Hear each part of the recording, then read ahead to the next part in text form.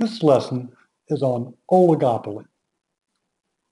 The defining characteristic of an oligopoly is that the number of sellers is few.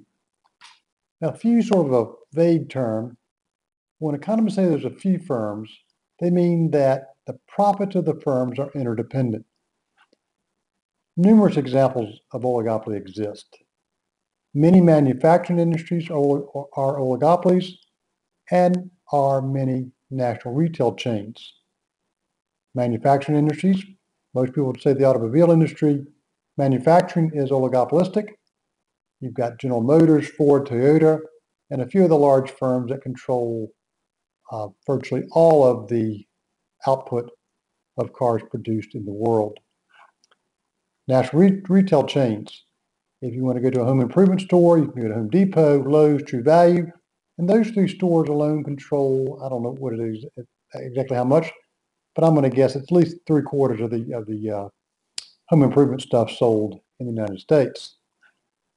You want a prescription filled, Walgreens, CVS, and Rite Aid control a large share of the pharmacy fulfillment in the United States. Oligopoly is really interesting to economists because we have trouble predicting the outcomes in an oligopoly. Firms face conflicting desires or incentives or ways to behave in an oligopoly. On one hand, all firms benefit when all firms collude. I'll fix that little thing. It should be when all firms collude, or if all firms collude. In collusion, the goal is to share in the monopoly profit. Get the largest profit you can in the industry, and then figure out how to divvy it up among yourselves. The problem is that an individual firm benefits if it cheats on a collusive agreement.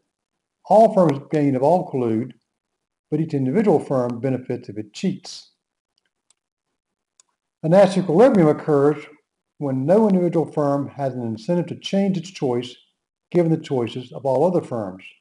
If everybody cheats, you'll eventually reach an equilibrium where no one has an incentive to cheat anymore, or no one had an incentive to change its choice given what the other people are doing. That outcome is called a Nash Equilibrium. A Nash Equilibrium results in less profit to share than the collusive outcome. So the horns of the dilemma is, do I work with my other firms in the industry and we're all better off, or do I forge off on my own, make myself better off? But if everybody follows me, we'll all be a little bit worse off than we would have been if we'd all stuck together.